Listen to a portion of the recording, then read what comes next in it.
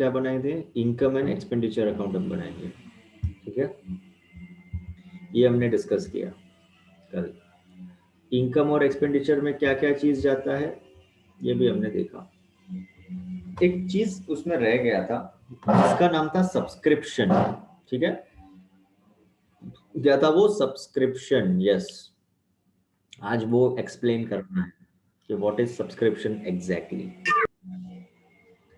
सबसे पहले सब्सक्रिप्शन, इसका मतलब होता है इनकम। सब्सक्रिप्शन का मतलब क्या होगा, सब्सक्रिप्शन का मतलब होता है इनकम। क्या होता है बेटा, इनकम। कोई भी क्लब हो, ऑर्गेनाइजेशन हो, हॉस्पिटल हो, स्कूल हो, या कोई भी एनपीओ हो, तो बेटा वो लोग इनकम के लिए एक वर्ड यूज करते हैं which is known as subscription. क्या यूज करते हैं बेटा, सब्सक्रिप्शन। अब ये सब्सक्रिप्शन वर्ड तुमने सुना होगा, सुना है कहीं सब्सक्रिप्शन वर्ड। देखो कोई भी सर्विस को जब तुम एक्वायर करते हो ना तो तुमको उसको सब्सक्राइब करना पड़ता है, ये तुमने बहुत बार सुना होगा, सब्सक्राइब दिस, सब्सक्राइब दिस, बराबर। सब्सक्रिप्शन का मतलब होता है खरीदना। सिंपल सिंपल भाषा में अगर बोलो तो सब्सक्रिप्शन का मतलब होता है खरीदना। लेकिन यहाँ पे क्या खरीदना, गुड्स नहीं, सर्विस को खरीदना।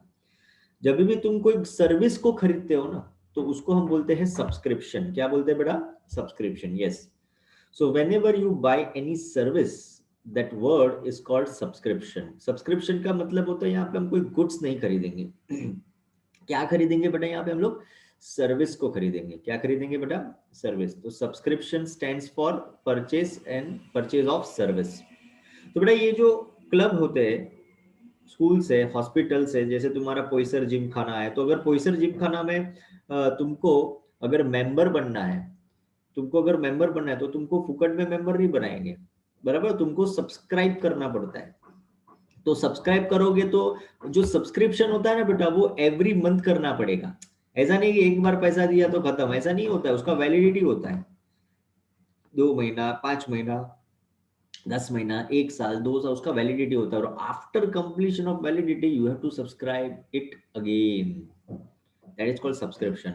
And subscription is the major source of revenue. Revenue का मतलब होता है इनकम। कोई भी ऑर्गेनाइजेशन को, कोई भी एनपीओ को जो उसका मेन पैसा है ना वो सब्सक्रिप्शन के थ्रू आता है बेटा। किसके थ्रू आता है, subscription. That's why it is very very important, income. तो सब्सक्रिप्शन, सबसे पहला तो क्या याद रखना है, subscription is the income. Subscription is the income, ठीक है। इसको याद रखेंगे कि सब्सक्रिप्शन कोई भी क्लब, ऑर्गेनाइजेशन या एनपीओ हो उसका वो इनकम होता है। क्लियर है, ये समझ में आया सबको, ठीक है। अब मुझे एक बात बताओ तो, ठीक है। देखो एनपीओ के अंदर समझना, अब थोड़ा हायर लेवल पे जा रहा हूं मैं। अब मैं थोड़ा बड़ा हायर लेवल पे जा रहा हूं। दिमाग और कान दोनों खुले होने चाहिए। In NPO we have to prepare income and expenditure account. Income and expenditure account ये बनाते हैं हम लोग, right. Income and expenditure account. Now I'm telling you the golden rule of income and expenditure account. Now I'm telling you the golden rule of income and expenditure account. The golden rule is in income and expenditure account, always mention or always write current year income, or current year expense. This is the golden rule. This is the golden rule of income and expenditure account. This is the golden rule of income and expenditure account. What is the golden rule? In income and expenditure account, always write current year income and current year expense. Do not write previous year income or do not write next year income. Don't write. Previous year का income भी नहीं लिखना है और next year का income भी नहीं। Previous year मतलब जो साल बीत गया उसका इनकम नहीं लिखने का कभी भी। वो सब्सक्रिप्शन नहीं लिखो और कोई भी इनकम नहीं लिखो। और करंट ईयर का एक्सपेंस लिखना है, don't write previous year expense and don't write next year expense, simple, ठीक है। तो याद रखना इनकम और एक्सपेंडिचर अकाउंट में तुम कोई भी इनकम लिखो, not only subscription, this is not applicable for subscription, this is applicable for all incomes. तो always be clear about it कि it should be for current year, it should be for current year, don't write for next year, don't write for previous year, it should be for current year, this is the golden rule। Sir ये समझ में नहीं आ रहा, ये आपका golden rule क्या कहना चाहता है, ये आपका गोल्डन रूल क्या कहना चाहता है, समझ में नहीं आ रहा है। अब मैं इसको तुमको धीरे धीरे समझाता हूँ और धीरे धीरे तुम समझना। ये गोल्डन रूल लिखा मैंने, अब देखो मैं तुमको बताता हूँ कि ये कैसे वर्क करेगा। For example as a question तुमको क्या मिलता है, रिसीट्स और पेमेंट अकाउंट, ये तुमको मालूम है राइट, रिसीट एंड पेमेंट, मान लो ये तुम्हारा रिसीट और पेमेंट है, ठीक है। देखो थोड़ा एक मिनट,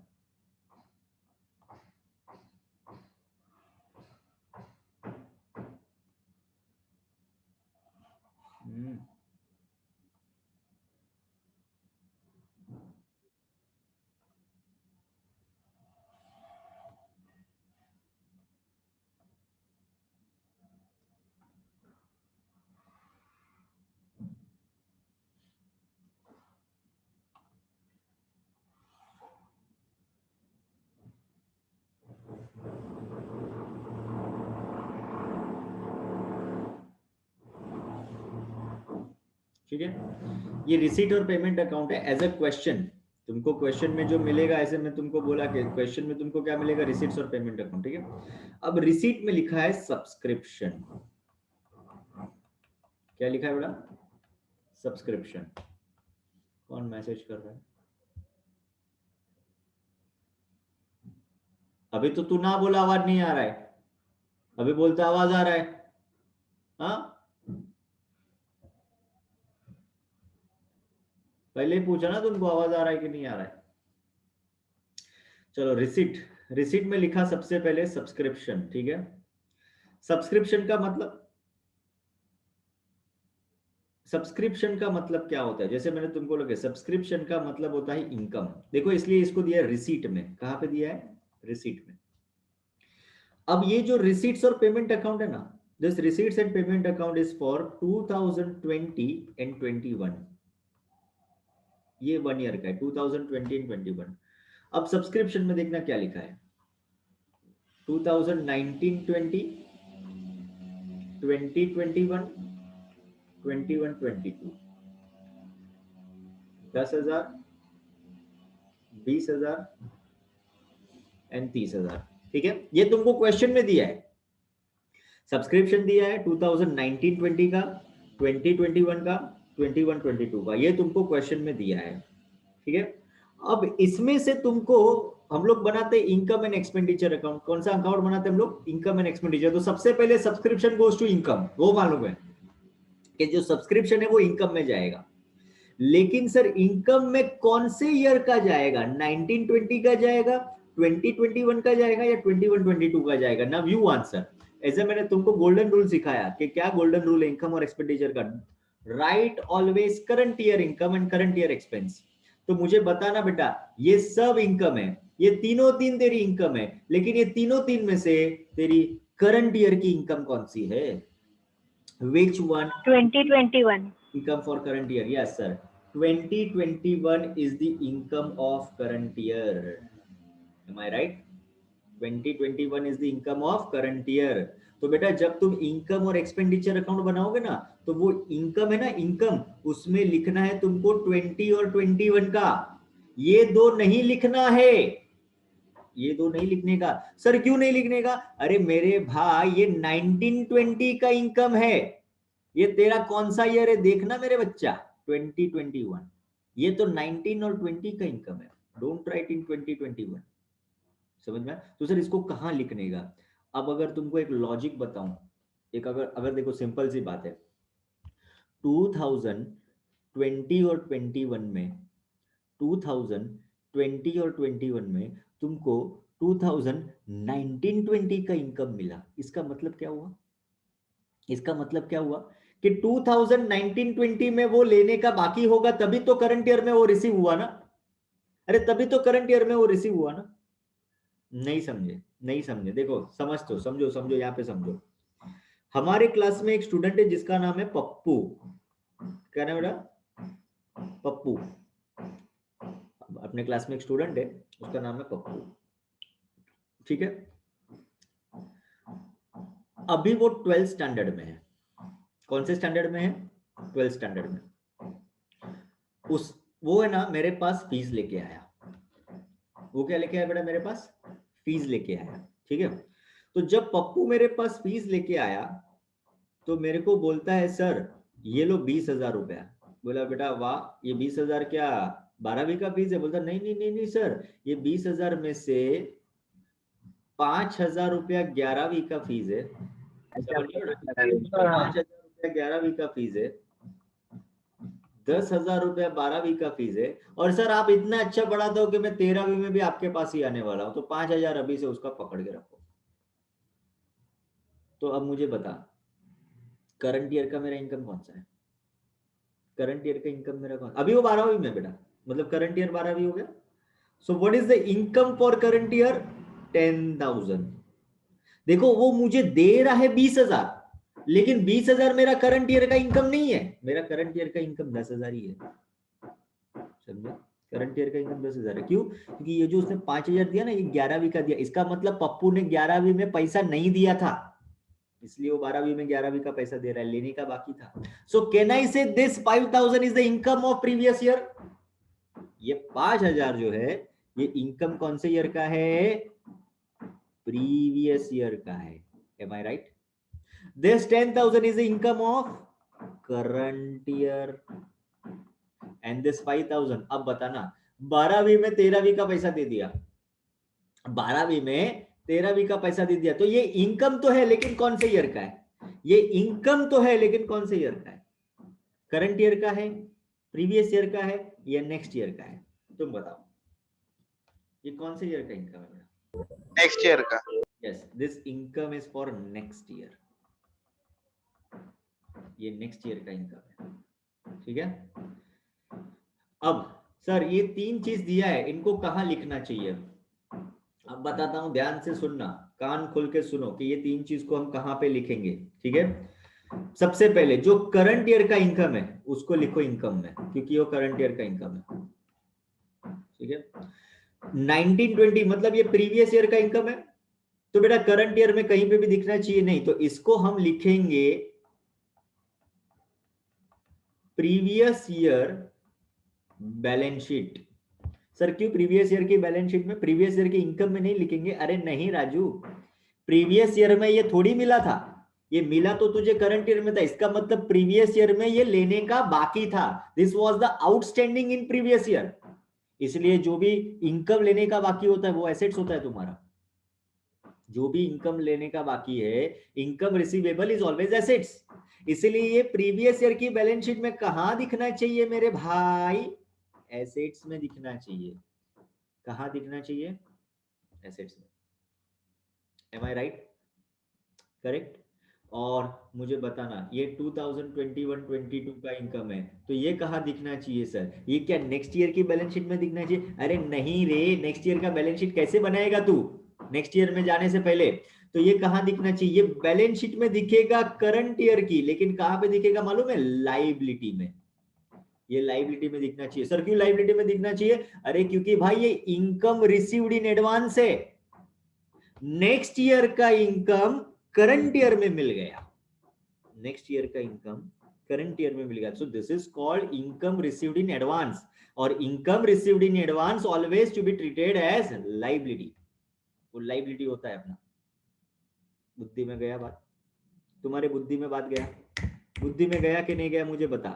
देखो, पैसा लेने का बाकी है वो एसेट्स है, पैसा लेने का बाकी है वो एसेट्स है, लेकिन पैसा एडवांस में मिल गया नेक्स्ट ईयर का, then it will be your liability. तो वो लायबिलिटी बन जाएगा तुम्हारा। क्लियर? क्लियर? Any doubt? जल्दी जल्दी बोलो, कोई डाउट है?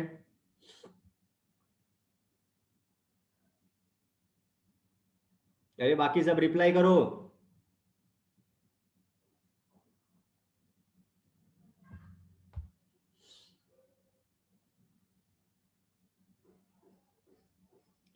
Only Puja Gupta is replying, what about others? सो रहे हो क्या? हाँ जी, आशावरी, मात्रे, विक्रम, निदा बानो किधर है? निदा बानो, नंदिनी, उपाध्याय, चौहान। ये पूजा चौहान कैसे आ गई?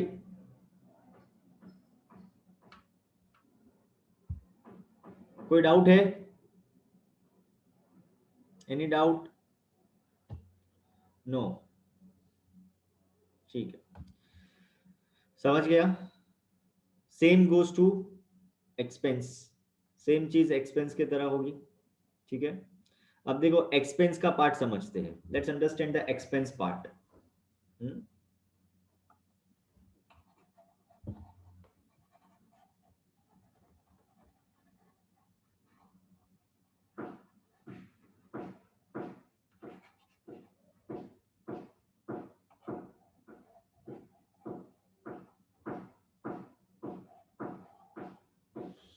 जैसे मैंने तुमको बोला कि बेटा रिसीट में always right current year receipt, current year का रिसीट लिखते हैं हम लोग।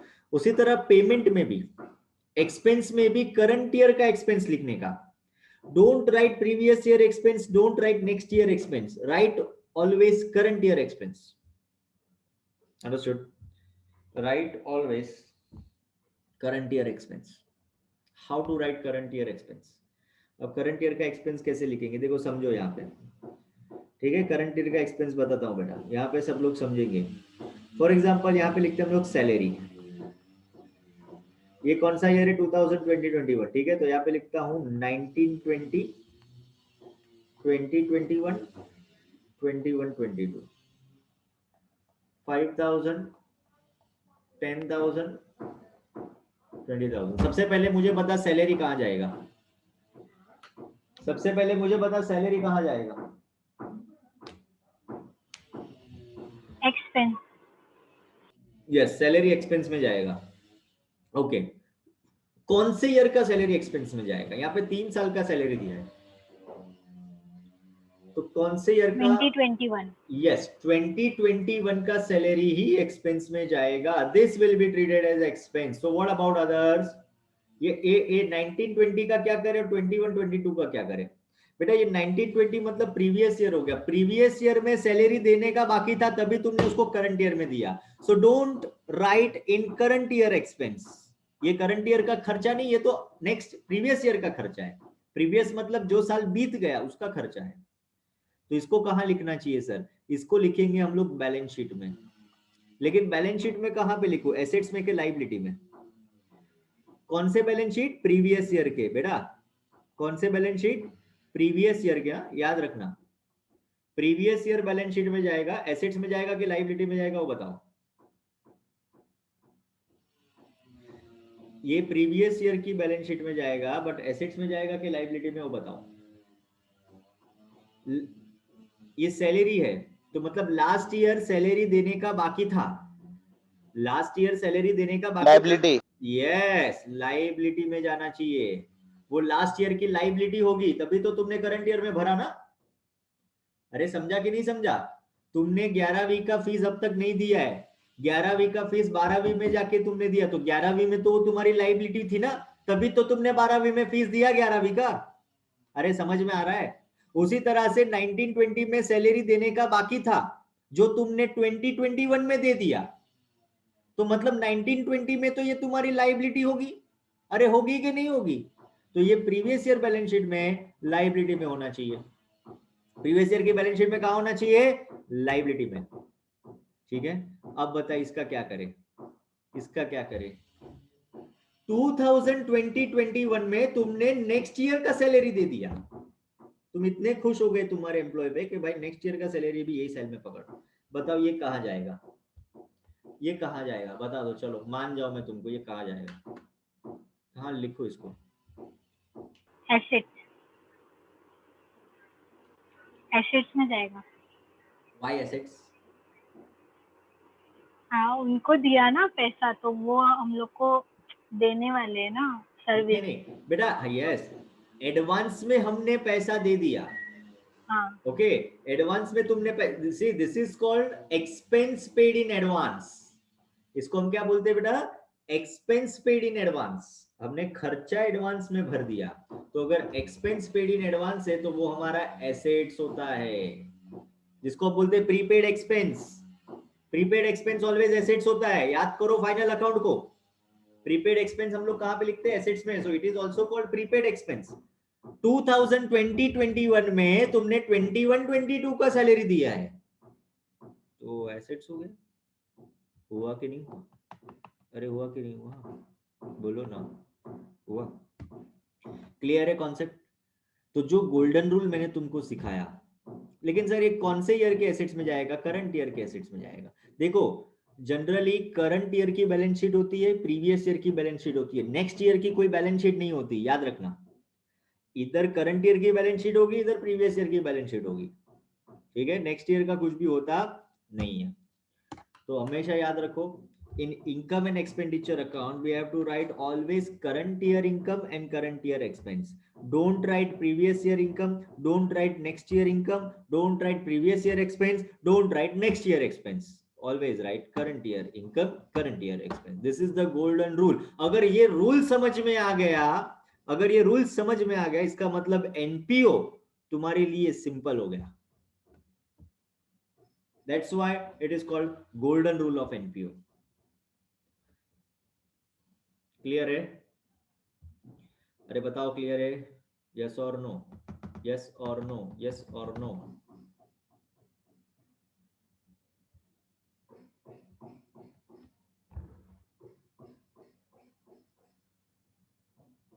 ओके, ठीक है, वेरी गुड बेटा, वेरी गुड। अभी इसमें अपने पास टाइम बचा है क्या? ये सेशन में टाइम बचा है अभी 10 मिनट है शायद, राइट? ठीक है, नेक्स्ट नेक्स्ट चालू करो। अब एक काम करो, अब एक काम करेंगे सब लोग, टेक्स्ट बुक में आ जाओ। टेक्स्ट बुक में open page number 79, page number 79 open करेंगे।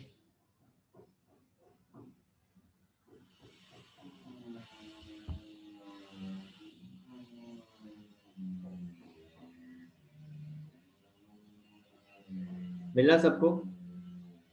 Text book page number 79।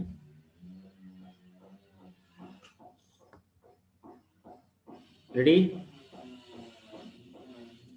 From the following receipts and payment account and adjustments given below, you are required to prepare income and expenditure account for the year ended 31st March 2020 of Veena Cultural Association Satara.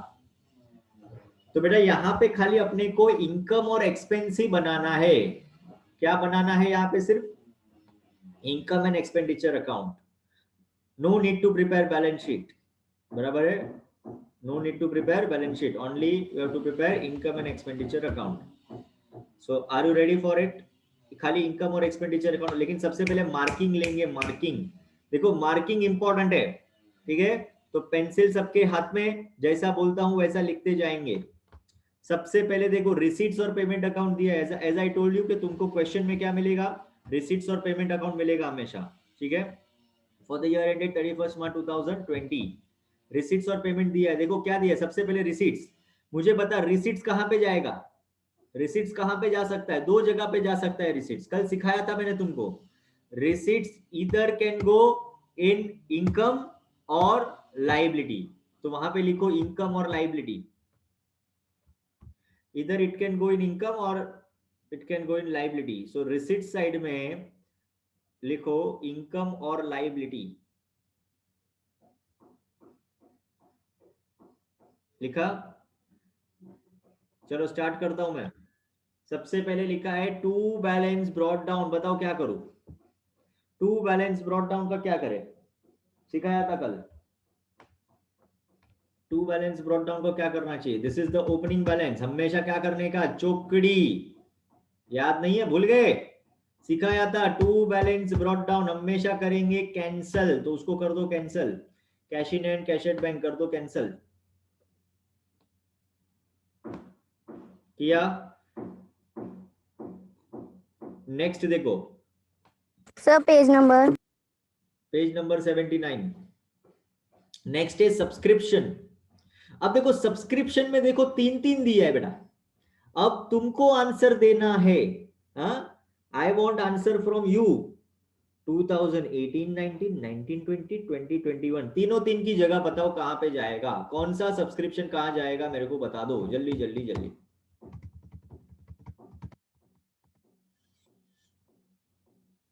अरे बोलो। 18-19 previous year, 19-20 current year, 20-21 next year. Very good, लेकिन जगह बता बेटा, जगह बता। 18-19 कहाँ लिखूं? 18-19 बैलेंस शीट। कौन सी balance sheet? Previous year balance yes, balance sheet में कहाँ लिखूं? लाइबिलिटी। लाइबिलिटी नहीं, एसेट्स। नहीं इनकम है। Assets assets. Yes, sorry assets. Income outstanding था वो टाइम पे, ठीक है। हाँ। अच्छा 19-20 का कहाँ लिखे? 19-20 का इनकम। इनकम है। और 20-21 का? लाइबिलिटी में। यस, कौन से ईयर का? करंट ईयर के previous year? Current year. Current year का, वेरी गुड। तो लिखो 3 चीज, 2018-19 previous year assets, 19-20 income, and 20-21 current year liability.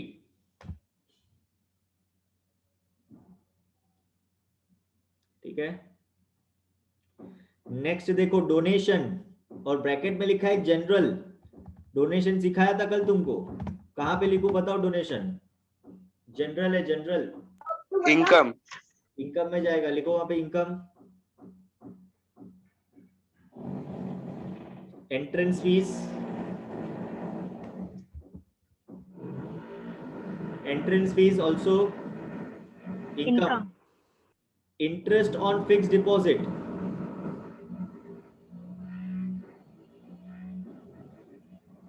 Interest on fixed deposit, income.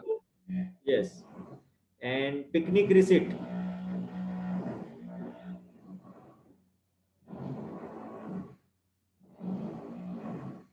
Picnic receipt. अरे रिसिट है भाई, कोई भी रिसिट हो इनकम होता है, इतना नहीं सोचने का, ठीक है। वो भी जाएगा इनकम में। नेक्स्ट देखो bye rent,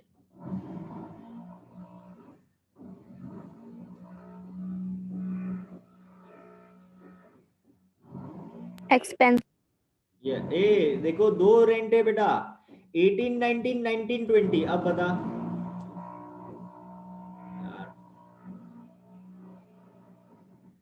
18-19 previous year, 19-20 current year. Very good, लेकिन 18-19 प्रीवियस ईयर में कहां पे जाएगा? एसेट्स में के लाइबिलिटी में? लाइबिलिटी में। लाइबिलिटी में, वेरी गुड। और 19-20 का एक्सपेंस है तो पेमेंट में जाएगा, पेमेंट। यस। उसके बाद है बेटा फिक्स्ड डिपॉजिट। फिक्स्ड डिपॉजिट कहां जाएगा?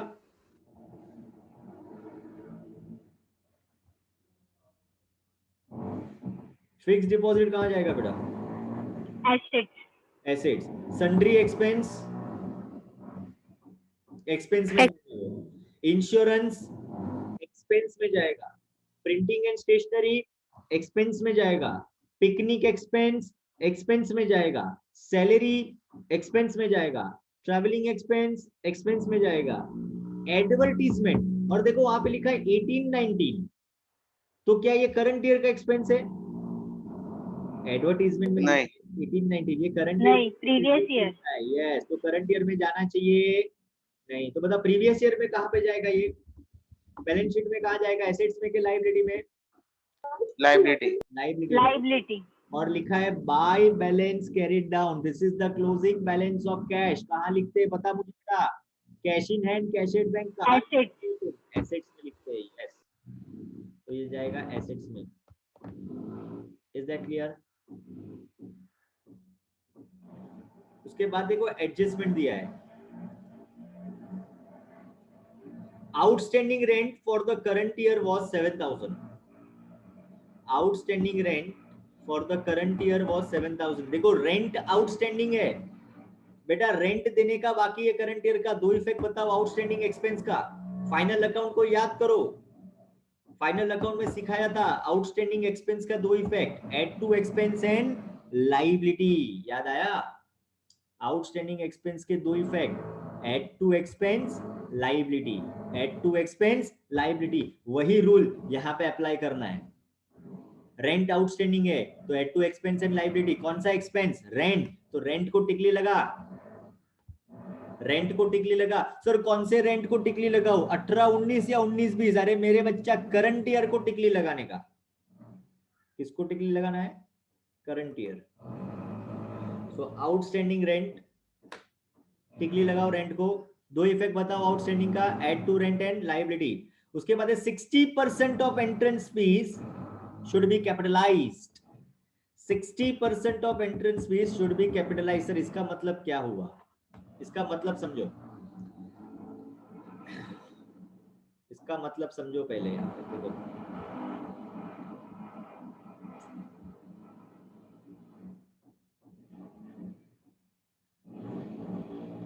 ये तुम्हारा एक्सपेंस है, ये तुम्हारा इनकम है, ठीक है? और एंट्रेंस फीस तुमने कहां पे लिखा है? इनकम में। एंट्रेंस फीस इनकम में लिखा है। कितना एंट्रेंस फीस है देखो तो जरा, 15,000 इनर कॉलम में। अब देखो एडजस्टमेंट क्या बोलता है, ये सबसे सिंपल एडजस्टमेंट है एनपीओ का। This one is the simplest adjustment of NPO. 60% entrance fees should be capitalised. इसका मतलब क्या हुआ बेटा? 60% entrance fees should be capitalised. इसका मतलब एंट्रेंस फीस में से क्या करने का? लेस 60%, बराबर है? क्योंकि कैपिटलाइज करना है। कैपिटलाइज करना है मतलब क्या बेटा? एंट्रेंस फीस में से निकाल, कैपिटल में डाल, उसको बोलते हैं कैपिटलाइज करना। फिर से क्या बोला मैंने? कैपिटलाइज करना मतलब क्या? एंट्रेंस फीस में से निकाल, कैपिटल में डाल, उसको बोलते हैं कैपिटलाइज करना। समझा मैंने क्या बोला? कैपिटलाइज करना मतलब क्या? Remove from entrance fees, add into capital. कितना रिमूव करने का सर? कितना रिमूव करूं? तो बोला है ना 60% रिमूव कर, तो 60% लिखना है, लेस 60% कैपिटलाइज। तो 15,000 का 60% बता, 9,000 माइनस कर दो, तो 15 में से 9 गया तो कितना बचा? 6,000। तो 6,000 जाएगा आउटर में। और बेटा ये 9,000, सर इसका दूसरा इफेक्ट किधर देने का? अरे अभी अभी तो सिखाया, एंट्रेंस फीस में से निकाल, कैपिटल में डाल। तो इसको एंट्रेंस फीस में से निकाला, और दूसरा इफेक्ट कहां पे देंगे? Add to capital. और कैपिटल कहां होता है मालूम है ना? बैलेंस शीट के लायबिलिटी में होता है। कैपिटल कहां होता है? बैलेंस शीट के लायबिलिटी में, उसमें जाके ऐड करो। लिख ले, इफेक्ट लिख ले, less from entrance fees, add to capital. Less from entrance fees, add to capital. लिखा? थर्ड एडजस्टमेंट देखो, third, outstanding subscription for current year was 20,000। बेटा सब्सक्रिप्शन आउटस्टैंडिंग है। अरे तुमको आउटस्टैंडिंग का इफेक्ट अभी अभी सिखाया रे। क्या करने का? Add to subscription. क्या करेंगे? आउटस्टैंडिंग मतलब ऐड करो, सिंपल। आउटस्टैंडिंग मतलब ऐड करो, तो add to subscription first effect. Assets, और दूसरा assets. Very good. Why assets sir? ये इनकम आउटस्टैंडिंग है, पैसा लेने का बाकी है, तो दूसरा इफेक्ट कहां जाना चाहिए? एसेट्स में जाना चाहिए। कहां जाना चाहिए? एसेट्स में। सो ऐड टू इनकम मतलब add to subscription, and second effect लिखेंगे एसेट्स में। सेकंड इफेक्ट लिखेंगे एसेट्स में, एंड द लास्ट इज, टिकली लगाते जाओ, सबको टिकली लगाते जाओ। Prepaid insurance 1000। प्रीपेड इंश्योरेंस 1000 क्या करेंगे बेटा? इंश्योरेंस में से माइनस, इंश्योरेंस में से minus, because it is prepaid, तो less from insurance, less from insurance. और सेकेंड इफेक्ट कहां पे जाएगा? सेकेंड इफेक्ट एसेट्स या लायबिलिटी? कहां जाएगा बेटा? एसेट्स या लायबिलिटी? Yes, assets. लाइबिलिटी। ये एसेट्स में जाएगा। प्रीपेड है लड़की, प्रीपेड है। प्रीपेड मतलब सॉरी सर, एडवांस। अगर एडवांस में कोई चीज भरा तो वो एसेट्स होता है। ओके